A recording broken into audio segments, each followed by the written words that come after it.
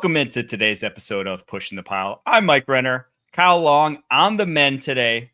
Had shoulder surgery successful yesterday. I butchered that the first time I did, but successful shoulder surgery yesterday. He'll be back, I believe, next week.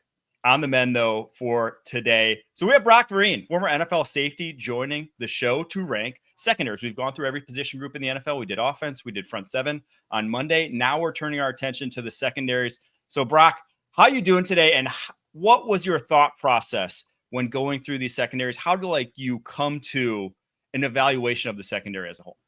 Well, two things first, Mike. First off, second shoulder surgery is a very hard phrase, so pat yourself on the back for getting through that really smoothly. And I used to have to take speech classes growing up. So this was I needed to call a speech teacher and be like, "Hey, we figured it out."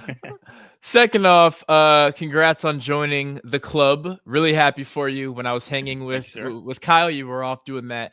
So happy for you, man. And third off, I was really excited that we're including linebackers in this evaluation. A lot of times when you think secondary, of course, you think corners, you think safeties. If the linebacker ain't doing his job, everything going on in the back end means nothing. And I'm very excited to be here. Thanks for having me. Yeah, I included linebackers to the degree that there's only a few that really impact. Guys like Fred Warner. We gave some deference there. Guys who really are, but I don't think there are that many that are elite coverage linebackers. But then there's also kind of the other end of the spectrum where there's guys who are if he's in coverage, we have some problems. So that's kind of how I put these together. They don't make a big impact. It's definitely more, my focus is more, not to hate, but it's more the cornerback position. I lean more on the cornerback position because if you have three good corners, more often than not, you have a good secondary, or at least you can scheme up a good secondary. You can use your safeties as glorified placeholders. They don't necessarily need to be impactful players if you have the lockdown guys on the outside. That was more my thought process going into this. And I'm not mad at that. I always say this: if your free safety has 10 interceptions through 10 weeks, you may have a corner problem. Right? That's the double-edged sword of it. But if your corner has 10 interceptions, you're thinking, man, I got to shut down corners. So It's a yin and a yang, but I will agree with your evaluation, even if it hurts just a little bit. I think that was a shot fired at the Green Bay Packers. I took that as my Xavier McKinney. That's exactly what it was. I did not hide it very well at all. Well, we'll get to that, but not in the F tier. We're starting off with the F tier. We usually have done this U tier, which I've called the unknown tier, which is just too many unknown pieces that I didn't feel like ranking them in any tier just out of intellectual honesty. But there weren't enough teams, and if there are some where I didn't have a great handle on, I'll touch on them when I get to them. But the F tier, it's 4 teams deep. You could probably guess a few of these. The first one we're going to start off with is a team who is in the A tier of their front seven. It's the Los Angeles Rams. Now, I kind of like their safety position. Cam Curl, Cam Kinchins, I think they could be okay there. But when your starting two outside corners are a 32-year-old Darius Williams and a 30-year-old Akella Witherspoon, I'm worried. Now, the way they scheme up the defense, it obviously is built to take advantage of that front seven. They know they are just trying to limit big plays with those corners. They're not investing in it. That's why, they have who they have. They invest in the front seven. But I still, if there's man coverage situations, there's situations where those guys need to be left on an island, they have big question marks. The next one, which might be, unfortunately, the worst secondary in the NFL right now. If I had to rank them all, I think it would be. It's the Las Vegas Raiders. They weren't very good a year ago, and they probably lost their best player in Trayvon Merrick from it.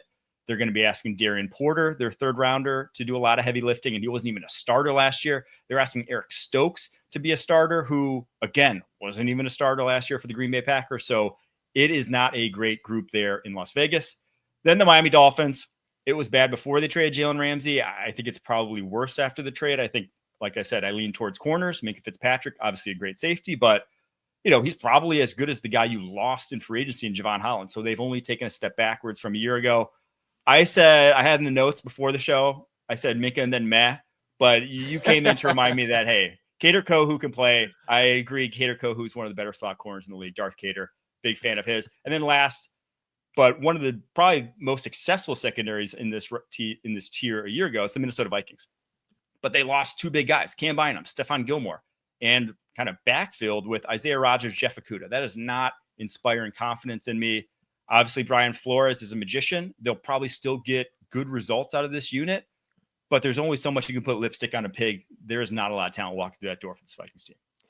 You know, the Vikings are fascinating because so much of it is Brian Flores, and that's not to take away from the effort that the players put on the field. But anyone who watches that tape, or maybe Spags with Kansas City is another one, it's like, okay, these guys are good, but it's the genius up in the booth or on the sideline that is putting them in position to do that. I'm worried about the Vikings. I am. That division is a nightmare.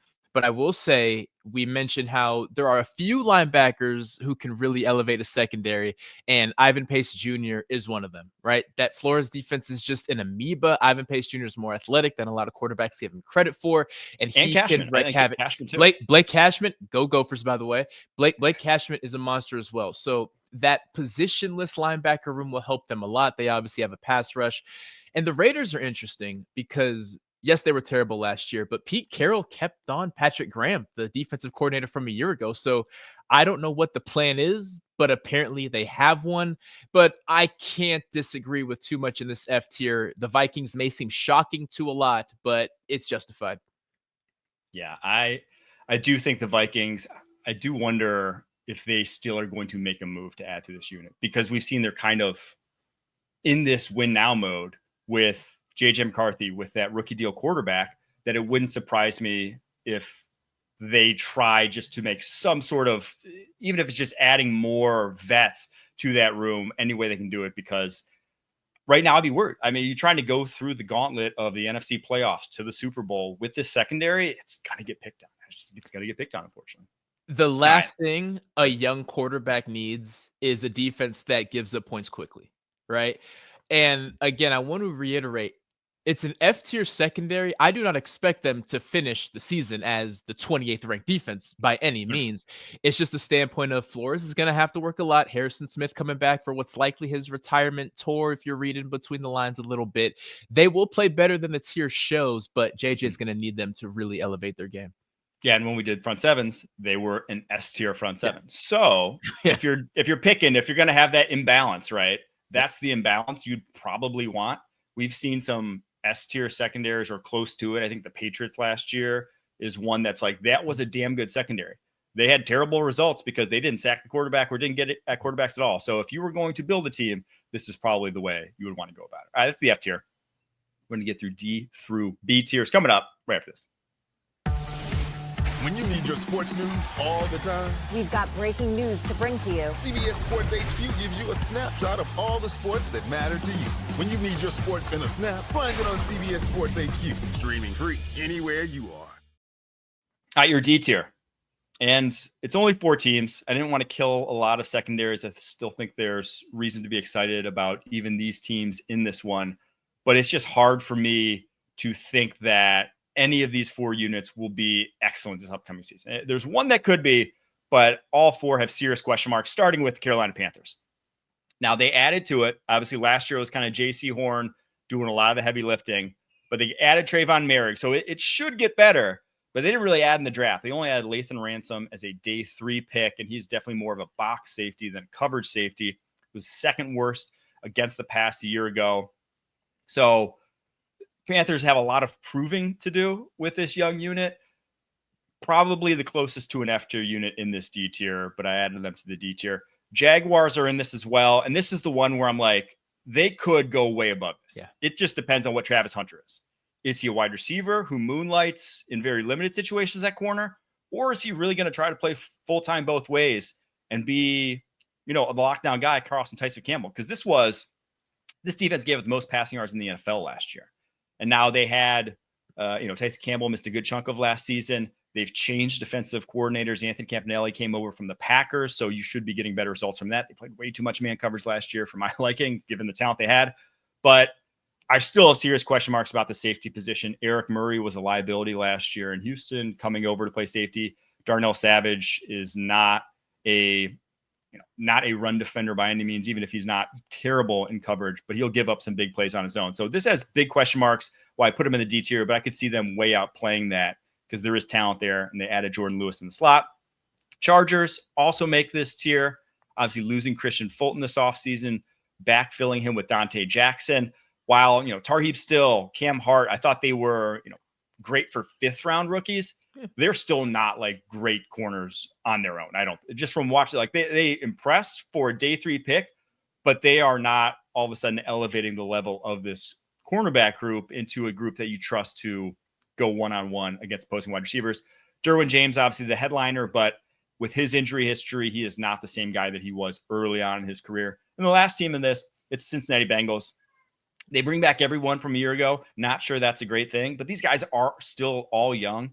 I think every single one besides Geno Stone in this secondary are on their rookie deals with DJ Turner, Cam Taylor-Britt, Dax Hill, who unfortunately is coming off an ACL tear, and Jordan Battle. The unit's intact. I think you'll get better results from Al Golden, but they had so many miscommunications and so many big plays given up last year that I'm going to need to see it before I believe it with that unit. Okay. Let's start with Jacksonville, because obviously with Travis Hunter, that's the most exciting team to talk about. What excites me about them outside of Travis, though, is one, Anthony Campanelli coming over from Green Bay. What does Jeff Hafley do? He keeps everything in front of his defense. We mentioned the interceptions that Xavier McKinney had to start last year. They were struggling, but he had a safety who he said, hey, keep everything in front of you and it will be fine. And as the season goes on, they get a little more complex, a little more complicated. Expect a very simple defense from Jacksonville. Expect Campanelli to just say, hey, back up if you got to. We'll blitz it a little bit, but let's just assess what we got. Let's get guys comfortable, especially some of those younger guys, and we will improve from there. Another rookie corner to look out for in Jacksonville, by the way, Jabbar Muhammad. A monster at Oregon, slipped a little bit, but a monster at Washington, then a monster at Oregon. 5'9", so I understand why people got scared. I can promise you he will see the field plenty by season's end. And we'll mention Cincinnati, right? It can't get worse, right? There's no way it can get worse. But even throughout last year, I'm looking at every single player thinking, Cam Taylor-Britt is a dog. Dax Hill's a dog. How can it be this bad? So if nothing else, Al Golden can just rally the troops and just say, as long as we're all on the same page, we are athletic enough and smart enough to play better than last year. They know that they're going to score points. They get to go out there and play stress-free. Burrow and them are going to hang 40 on anybody. All we have to do is give it 39 or less. That's all. And if they go out there with that mindset, I refuse to believe that the Bengals secondary is as bad as we saw. So I'm glad that they are not in the F tier. I am in complete agreement with you. I think this team is far more talented than D tier. And I think that Al Golden was a great hire at DC to unlock it, because just from talking to people, whether it's beat reporters, people in the know in Cincinnati, where I used to live, they felt the rift between the players in the secondary and former defensive coordinator. Why am I blanking on his name right now? But Lou Anarumo, former DC Lou Anarumo, and just how much he asked them to do. Like, Lou Anarumo is a kind of kitchen sink DC where game plan week to week, you'll run, every coverage under the sun. They are liable to run at any given time, right? That is his philosophy.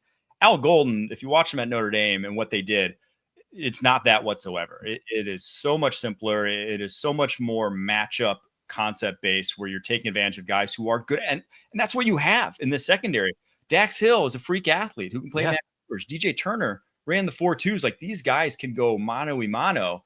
It's when they are asked to do complex stuff is when I saw is when they broke down the most last season. So I think you'll see an improved team, but it's obviously going to have to happen with the pass rush up front too. That hung them out to dry. And the hardest thing to do to separate the confidence that a secondary gets to play with when you have a pass rush in front of you versus when you don't. All right, let's get to the C tier, where it's a fat C tier.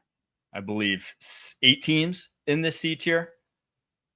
So I'll run through them as quickly as possible here. We have the Arizona Cardinals, who may be a bit of a surprise here to be in the C tier, because outside of Budda Baker, there may not be a household name on this list. I think there's not a household name on this list outside of maybe second rounder Will Johnson, who a lot of people had mocked in the first round. I had his first round type of player, but between injuries, between not testing, falls to the second round. He should start though right away. He should be an NFL. If he's healthy, he is an NFL ready corner who I'd expect to play at an NFL ready level early on in his career. And then Garrett Williams is the guy that I think more people need to know about. He is one of the best slot corners in the NFL in terms of just pure man match. He's not like a Devin Witherspoon, who can fill as a run defender. He's not one of these guys who, is really a great two-way player, but as a pure coverage player, I think he is exceptional in the slot. Packers are in this tier. I think their safety room's awesome. They're one of the few that makes this tier based off of their safety room, where you have Xavier McKinney, where you have Evan Williams, where you have Javon Bullard. Their corners, I'm worried about. Nate Hobbs, Keyshawn Nixon, but as Brock touched on earlier, what Jeff Hafley does is protect those corners. He did it already last year, and they were 6th in the NFL in EPA per pass against. Like, they had successful results by trying to feature these safeties more. And this is one of the teams where I gave a little deference to the linebacker unit. Not necessarily Quay Walker, but definitely last year's second rounder out of Texas A&M for the Green Bay Packers, who I'm blanking on names all day today. But and for a Green Bay Packer also, this is terrible. Edgerrin Cooper. Some of the plays he's able to make in coverage, I think he could be a massive value add to the secondary, and I fully expect them to play, a good deal of like Tampa 2 stuff, a good deal of coverages that will feature him and his ability to run the seam, get down the football field, and the athleticism he brings to that safety position. Next up, Kansas City Chiefs. They've lost some luster from this unit, right? Eric Reed out the door. Christian Fulton in. He's solid. He doesn't necessarily fit their ethos, though. He's never been a great press corner, which is what Steve Spagnuolo likes to do. So I'm going to be curious to hear your thoughts on that addition and what this secondary looks like going forward. But obviously, Trent McDuffie is like certified dude in the slot, one of the best in the NFL, and his versatility to go from slot to the outside, any given play, he bumps them up into this C tier. Giants next on this list, where this was probably the closest thing I had to a U tier secondary, because not only do they have 2 new faces in there in Paulson Adebo and Javon Holland, but they have 3 youngsters we just don't know what it's going to look like. And Tyler Nubin, who was your second rounder at safety last year out of Minnesota, Deonte Banks, who was your first rounder a couple of years ago, who has just had a rough go of it to start his career through 2 seasons. And then Andrew Phillips, who actually was outstanding as a rookie. So that unit, I don't know where they could end up, but they've definitely gone from probably like an F tier last year. They've bumped it up a notch with what they did in free agency. I put the Bills here. We'll see how this cornerback room looks with rookie first rounder Maxwell Hairston, but Christian Benford is obviously outstanding on the outside. It's the safety position that worries me a little bit with them. With Taylor Rapp, with Cole Bishop, the second rounder from a year ago, who didn't really play much his rookie season. This one might be controversial, and I've had enough of Eagles fans yelling at me, and you'd be surprised to know this, Brock, but no one, when you do these, no one thinks that their unit is overrated. No one's like, hey, Shocking. I'm a fan of the Eagles, and you put our defensive line too high, right? No one says that. Right. And I put the Eagles here in the C tier. You had 2 big losses. You lost Darius Slay. You lost CJ Gardner-Johnson. You backfilled with Adoree Jackson and your second-round safety and Andrew Mukuba. And safety of all positions is one of the more difficult to translate really quickly to the NFL. There's been some great safety prospects, in recent years who have not hit the ground necessarily running. So, yes, Quinyon Mitchell, Cooper DeJean, awesome. But outside of that, I have serious question marks about this secondary. Yeah, I think it's going to get buoyed also by Zach Bond. He's a value add, but like the front 7 does the heavy lifting there in Philly. That's where they really are still going to hang their hat on. 49ers make this tier. I probably should have put him in the B tier, but I am worried about their safety position with Malik Mustafa coming off an ACL. Obviously lost Charvarius Ward this offseason. Renardo Green was great last year as a rookie. Diamador Lenore is, he got paid as such as one of the better slot outside versatile guys in the league. But I kept him in the C tier. I said probably should have bumped him up to the B tier. If Malik Mustafa, you could tell me he was healthy, they would be in the B tier right now. And last on this list is the Washington Commanders, where this really basically just depends on Marshawn Lattimore. He was not healthy down the stretch last season, had those hamstring injuries, has not been healthy for a while. But when he is, I think he could change the sort of face of the secondary, can bump Mike Sainristil back into the slot to where this could be a better unit than we saw a year ago. But that's the big question mark for the Commanders. So we'll start with Philly here, because that will bring the most questions. And The question I've had all offseason is why aren't we panicking just a little bit? I know through OTAs they're kind of spinning it as now we just want to see what Cooper does as a safety. We're no need to look into it. We're just curious. No, they need a safety, and it's unfair to ask a rookie to come in and start on a Super Bowl winning team in one of the most important positions and just exceed right away. So they're already working on a contingency plan. And by removing Cooper, putting him at safety, that's basically his rookie season. He's never played safety. Can he? Of course he can. He can probably do anything. He's one of the best athletes in the NFL. But now your contingency plan is 2 new positions instead of 1. I'm concerned. Will they succeed? Yes, because look at the guys you have in front of you, like you mentioned. But there is enough cause for concern. I know they'll have it figured out by week 8, but I am curious what weeks 1 through 7 look like if there are no additions there. And so Andrew Mukuba, just a question for you here, because Andrew Mukuba at Clemson before he transferred to Texas, he played a lot of slot. Yeah, and so. What position do you think is easier? So if they're trying Cooper out at safety to play next to Reed Blankenship, and then that would obviously open up the slot position, translating to the NFL, safety in like a Vic Fangio defense easier to translate, or slot corner, do you think?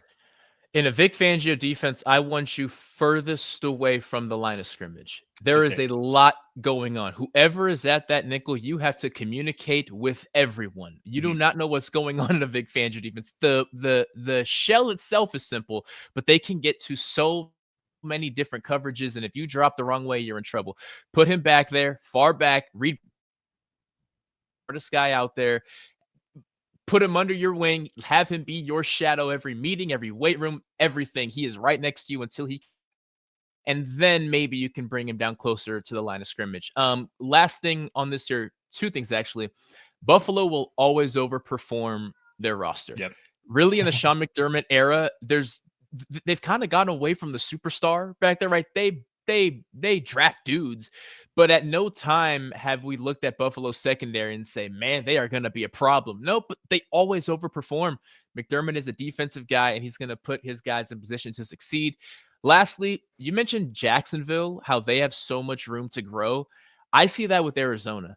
You took a flyer on Will Johnson because people thought that he was too injured. Big on Max Melton, who's going into his second year, and Budda Baker's there. And to give some more context, or not context, but like for the Arizona Cardinals, I think they fall into one of those buckets that we kind of discussed a little earlier, where they did not have a pass rush. You know, their pass rush was solely predicated on the blitz last year. And this year, that at least should change. I mean, it's always easy to project out and say it will change. They've added so much talent that it pretty much has to get better there in Arizona. I think I put him as a B tier defensive front 7 when I ranked him. So I think things should get better. I actually put them as U tier, but they will be a better unit this upcoming season. Let's get to the B tier, where, gosh, we got 7 teams in this B tier, starting with the Atlanta Falcons. This was one of the toughest ones to rank because I am a big believer in Xavier Watts. They obviously right are kind there of with you. Right there stars with and scrubs, but if there's any safety I think can translate and be a player right away for a team as a rookie, it is Xavier Watts from what I saw on his tapes. Former wide receiver. He played 4 years at Notre Dame. He led the nation in picks over the past 2 seasons. His football IQ is off the charts. So I think he comes in and plays next to Jesse Bates, and that safety tandem is going to be dynamite. Then you have AJ Terrell locking it down the outside. Now they weren't B tier last year in terms of the results they got. They allowed the highest completion percentage against in the entire NFL. But another team where they don't have the pass rush in front of them. I look at the secondary and I think they have the people to get it done this season. I put the Cowboys in this tier. Obviously, massive injuries a season ago. Didn't have Trayvon Diggs for much of the year. Didn't have Jerron Bland for much of the year. But I think those 2, adding Savone Revel in the 3rd round, I think this can be a physical press, punch you in the mouth sort of unit. And then Malik Hooker and Donovan Wilson on the back end, not terrible at the safety position, enough to where I think they belong in this tier. Colts, I put here, they added so much in the offseason, whether it was Charvarius Ward, Cam Bynum, and I do just think going to a Lou Anarumo defense, guys like Cam Bynum are ones that can play in that.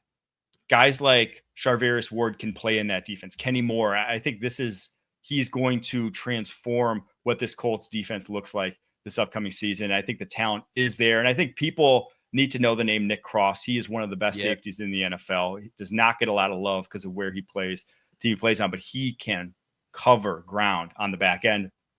I put the Saints here. Obviously, they added Justin Reed this offseason. Alontae Taylor is one of the most physical slot corners in the NFL. Kool-Aid McKinstry had a pretty good rookie season. It's that other cornerback position that I'm a little worried about that kind of saves them from the A tier going a little higher, but I still think it's a good unit on the whole. The Jets were one of the hardest ones to rank because you go from DJ Reed to Brandon Stevens at outside cornerback, and that's just a huge downgrade. It just is. Brandon Stevens was probably the biggest liability in Baltimore last season. DJ Reed was outplaying Sauce Gardner for large portions of last season. Like, that cornerback trio was outstanding, but as soon as you take one of those away, I think the results are going to backslide. But obviously Sauce Gardner, Michael Carter, both outstanding.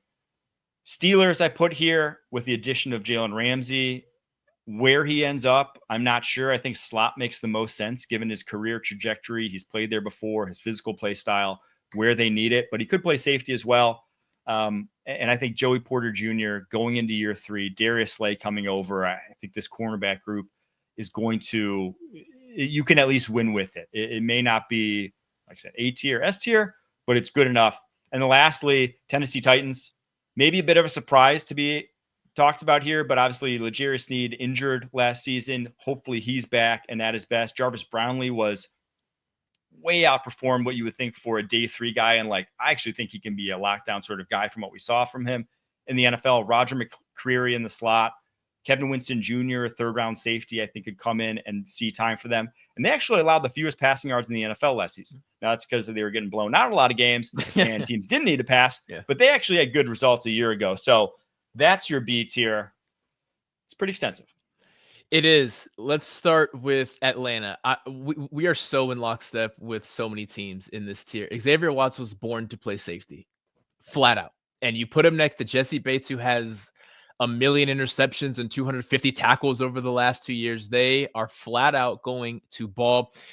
San Francisco, I am not as high on San Francisco when I look at who's on paper, but then I get to number 54, and I remember that any defense with Fred Warner has a chance. Yeah, they should be in the B tier. They should be in the B tier. Every defense with the best linebacker in football, arguably the best defensive player in football, has a shot. So as long as he's there, I cannot argue any tier that you put them in. Pittsburgh, I feel, is the biggest boomer bust, which is going to be the story of their season, right? That's not just for the secondary, that's for the entire team.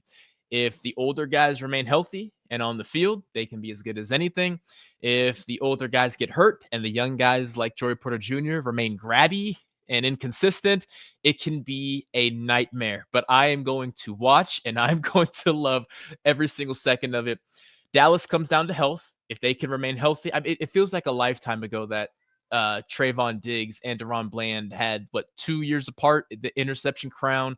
And if they can get anything close to that, hopefully by bringing in some newer names like Kyer Elam, Deron Bland can maybe go back to nickel, maybe just to spice something up. But the fact remains, if they can be healthy, they will be fine. And lastly, New Orleans, not as good as Fred Warner, but Demario Davis is still probably on a Hall of Fame track as a linebacker. He's going to be out there. He's going to be a boost. And Alontae Taylor is arguably the best nickel in football. And because of that, I don't know what the Saints are going to look like, but I know that back end will be hard to make plays on. I love that you brought up Joey Porter Jr.'s grabbiness. I cannot remember. He has, through 2 seasons in the NFL, 27 penalties. Something has to change. At some point, you have to do something different. You can't just keep going out there and doing the same thing over and over and over again. But maybe bringing in a Jalen Ramsey, maybe bringing in a Darius Slay, maybe that's what sparks it, right? Obviously, the coaches aren't getting that through to him. Maybe a veteran that he respects, multiple veterans that he respects, can sit him down because he can be so dang good. He just needs to wear boxing gloves out there. Yeah. Jalen Ramsey, he is kind of the archetype of how you be physical without having a massive penalty problem. It's possible to do, but it's only gotten worse. He actually had more penalties in year 2, Joey Porter did, than he had in year 1. that's going the wrong way. All right, we're going to take a quick break. That's your F or D through B tiers. We're getting to the A tier and S tier right after this. The most original musical ever is now streaming on Paramount Plus. I'm just giving the people what they want. Better Man absolutely sizzles from start to finish. Better Man, now streaming on Paramount Plus. First up in the A tier, unfortunately, Kyle Long not here to hear me praise the Chicago Bears. But man, I mean, so this was one of the best secondaries. This was maybe even an S tier unit a couple years ago or close to it. They just need Jaquan Brisker on the field. Yes. He is such a tone setter on the back end. And I unfortunately am worried that the guy we're going to see coming back is going to have to alter the way he plays. He's even said he had to alter the way he plays after missing 12 weeks of last season with that concussion. Came on, a massive hit. I believe it was on Tommy Tremble in the Panthers game. That's just like what he's known for that makes them so scary to throw across the middle of with Jaquan Brisker in there. But they just were not the same with him. And then obviously Tyreek Stevenson after the Hail Mary, just like the wheels fell off for him. So hopefully those two guys are back to what we saw 2 years ago. And if so, they could even be an S tier unit. And it's another team where if you factor in TJ Edwards, you factor in Tremaine Edmonds, those guys are value adds in coverage as well. So that could push them into the S tier as well. Cleveland Browns, I put in this list, and it's one of the best cornerback trios in the league of Denzel Ward, Martin Emerson, Greg Newsome. This is probably the last year you're going to see of it if you're a Browns fan, with Emerson, Newsome, both in contract years. One or both may not be back after this, given their cap situation, but just enjoy it right now because this Browns defense should be dynamic this upcoming season, should they be fully healthy. And unfortunately, can't factor in Jeremiah Usikoromoa. He's out for the season in this one. Detroit Lions, put them in the A tier. They had S tier results a year ago. They have the best safety duo in the NFL and Brian Branch and Kirby Joseph. They added DJ Reed or swapped out Carlton Davis for DJ Reed's probably more accurate way to describe it. I do just worry about Terrion Arnold in that second cornerback position. And now they kind of foolproofed it by getting both Arnold and Enos Rakestraw in the first and second round of last year's draft, but the results were not good enough from them a season ago at that second cornerback position. Seahawks I put in this tier as well. They have some just top-notch players, whether it's Devin Witherspoon in the slot, whether it's Tariq Woolen on the other side, whether it's, I keep wanting to say Jeremiah Love because I am a Notre Dame homer, but it's another Notre Dame. Julian Love. Yeah. Another Notre Domer. Julian Love at safety who can drop down and play in the slot or box as well. Kobe Bryant. And then they drafted Nick Manwari in the second round. So a lot of talent in that secondary. And then I threw in the Tampa Bay Bucks in the A tier. Maybe, definitely not A tier results a year ago. And definitely a team where the linebacker position probably isn't helping them out at this point in time with Levante David at his age and Servassier Dennis not being much of a coverage linebacker. But they just have so much depth that they kind of foolproof the secondary by if someone goes down, they have a second rounder or a third rounder in Benjamin Morrison and Jacob Parrish to fill in. So Jamel Dean, Zion McCollum, Antoine Winfield, Tyke Smith, they just are deep enough that I think they will be much improved this upcoming season. The Chicago Bears arguably made the best addition on any defense in the NFL this offseason because they added Dennis Allen as their defensive coordinator. They were good in recent years. They're going to be great this year. Dennis Allen will make sure everyone is exactly where they need to be. And Jalen Johnson just slowly keeps creeping up the cornerback list. He was a top 15 corner, then a top 10 corner. Let's see if he can keep climbing that. As for Cleveland, there are some moments I think Denzel Ward is the best cornerback in the NFL, and I'm justified in thinking that every now and then. So with Greg Newsome there, with Grant Delpit, I don't know why I'm the biggest Grant Delpit fan. Maybe I love Grant Delpit. Oh, okay, good. He can cover tight ends in his He can do sleep. everything. He can do everything, but you're on a defense with that cornerback room with Myles Garrett. He doesn't really get talked about. Love Grant Delpit. You nailed it with Detroit. That second cornerback spot, both of those young guys a little grabby, sometimes a little lost. But this is where I'll factor in the linebacking core. And yes, they have a lot of guys who are going to trickle back being healthy. But by the end of the year, when everyone's out there trying to throw over 6'5" Jack Campbell, trying to throw around Anzalone, when the athletic Malcolm Rodriguez can get back on fit, when that linebacking room is fully healthy, I don't know if there's a secondary that benefits more from their linebacking front. And lastly, with Tampa Bay, the record that Todd Bowles has since being there with young talent contributing immediately in the secondary. Go back to Antoine Winfield Jr. is one of the best safeties in the league. Go back to Tyke Smith, who can play safety or nickel as a rookie going into his second year. And it's because of that I am over the moon for both rookies that they drafted. And I know you're a Notre Dame guy, so I don't have to tell you, Benji Morrison, when healthy, had his highest ceiling as Will Johnson, had his highest ceiling as Harrison, has the highest ceiling as anyone. And I hope it all comes together. Man, I thought he was going to be a top 10 pick after his freshman year. And like he even after his sophomore year was kind of on that trajectory, but obviously the hip injury is what dropped him down here. It's a second hip injury on the same hip. And it's just like hip is kind of like, it's what they talk about the combine. You know, you look at the hips. That's pretty important for a cornerback. So that's why he drops the second. But if he's healthy, like he could even lock down one of the starting jobs. True freshman Benji Morrison shut down a Marvin Harrison Jr. And for me, who's a Big Ten guy, that was when everyone realized, yo, who is that guy? Because that dude is 18 years old, strapping up a guy who we know is going to be a number one wide receiver in the very near future. And ever since then, I've fallen in love with him. And I love that you said Denzel Ward might be the best cornerback in the NFL, because for my money, just in terms of his ability to stick with wide receivers, I don't think there's anyone better at just purely man matching, you know, just running with the route. Now, size limits him for sure. You know, compared to guys like Derek Stingley or Sauce Gardner or Pat Surtain, his wingspan's probably like 5 inches smaller than all those guys. He weighs probably like 10 to 15 pounds less than all of them. So that's what limits him compared to the other guys. But not a lot of people get away from Denzel Ward. He really leads that Browns unit when healthy, but he keeps getting banged up, unfortunately, which is kind of like a theme with corner.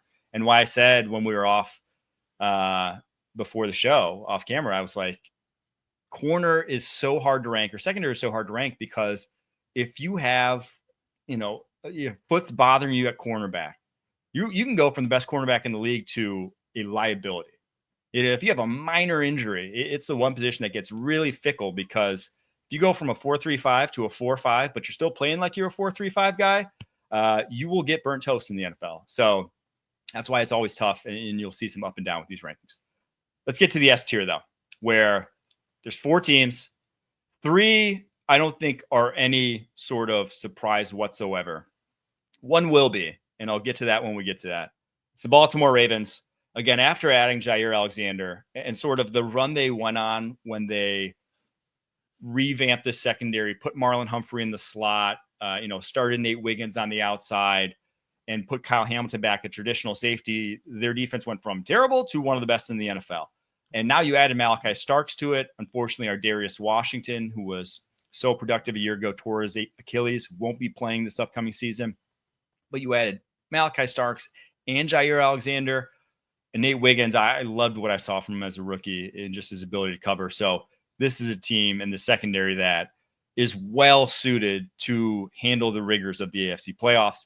Denver Broncos, I don't even need to talk about them.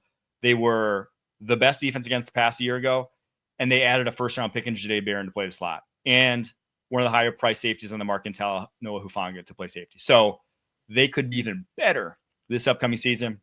Houston Texans, again, not much needed to be said here. They were first against the pass in terms of completion percentage allowed, 58.84 a year ago. You got Derek Stingley, who's the highest paid corner in football, and you added C.J. Gardner-Johnson to the back end, where they had so many issues. I mentioned Eric Murray and all the busty coverages. Kalen Bullock was responsible for some of those as well, but he's going from year 1 to year 2. Hopefully those rookie mistakes are gone from his game, because he is uber talented as a cover player. They may have the best pure coverage unit of anyone in the NFL right now. And then lastly, this is the one that may be a surprise, because I think they were 30th against the pass a season ago. The New England Patriots added Carlton Davis, linebacker position much improved. They have Carlton Davis, Christian Gonzalez, Marcus Jones, Kyle Duggar, Jabril Peppers. And this was one where it was just like they were the worst pass rushing team in the league. Just so bad at attacking opposing quarterbacks that there was nothing this team could do. There was just no chance of having a good pass defense when you cannot affect opposing quarterbacks. That's going to change, and I think you're going to see a completely different tune in New England with that back end. In a perfect world where everyone is healthy forever, New England has the best cornerback duo in the NFL. And neither of them are very old. So Christian Gonzalez is probably going to get a lot of money, but if they can find a way to keep that duo together until Carlton Davis is too old to play, ride it out. Because when healthy, I'm so prepared for New England to just win the ugliest 10 games you've ever seen. Just 19-17, 13-6, and I can't wait for it. Baltimore, Kyle Hamilton is unlike anything we've ever seen, and it's so crazy. This early in his career, we could be so confident about that. Line him up anywhere. He'll be more of a true safety. You know, I was against moving Marlon Humphrey to the nickel, but I see what they see in Hamilton now. I knew he'd be great. I didn't know he would be this great this early. And if they can gel that thing together, it is going to be dangerous. Jahdae Barron is going to fit right in. The freedom he gets to play with, knowing I am surrounded already by the best pass defense. I just get to play free, play loose. Don't overlook that at all, Broncos fans. Yes, he's going to make mistakes, but you can make confident mistakes. You can take confident risks when you know, even if I mess up, they ain't going to score. All right, I can go out there and play free. And lastly was Houston. If they can find that cornerback 2, and I think he's currently on their roster. Maybe he's not on their roster, but whoever ends up being that cornerback 2, whether it's by addition or not, you're across from Derek Stingley. You have Kalen Bullock back there, who even all those mistakes you said he made still came out with 5 or 6 interceptions on the year. They're coming together. So I'm happy that they're in the S tier. Were they S tier last year? No. Will they be this year? Should they be? I like the projection that you have them on. Very excited about Houston, Mike. Yeah, I'm go back to the Broncos just for a second, because Jahdae Barron, not only, like I said, he's walking into what was the best pass defense a year ago. He's also played a ton of football.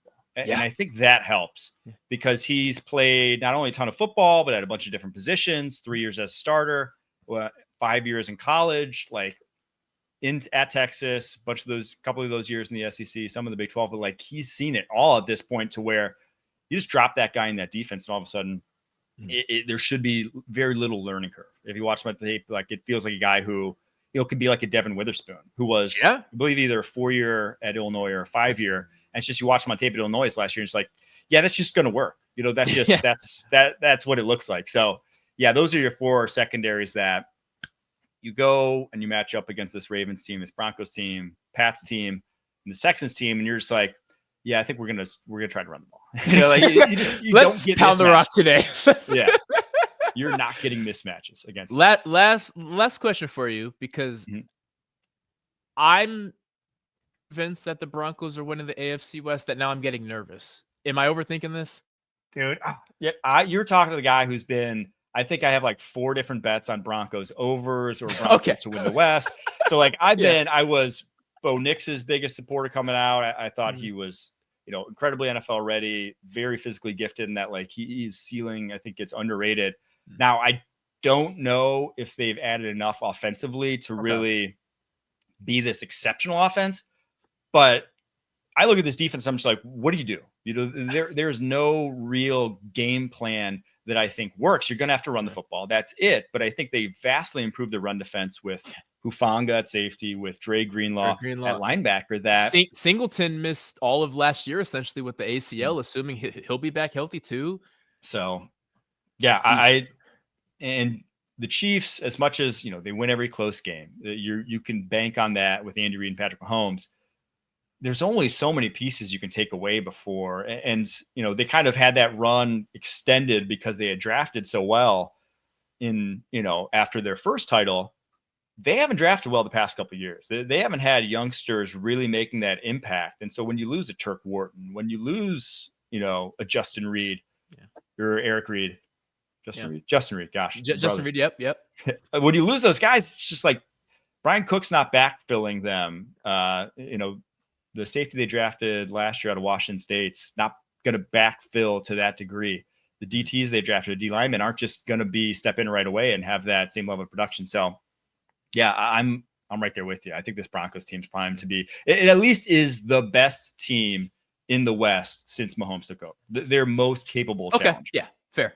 So that's how I describe it. All right, there's your tiers of the secondary. Let us know who we got wrong. Let us know who we overrated, because again, you always let us know who we underrated. We underrated every team apparently, but let us know who we overrated, please. That's such a good point, man. No one will ever admit it. So if it does happen, please forward all those messages along. We'll do. All right. Thanks so much, Brock. Appreciate you filling in. Thanks so much for tuning in. Until next time, keep pushing.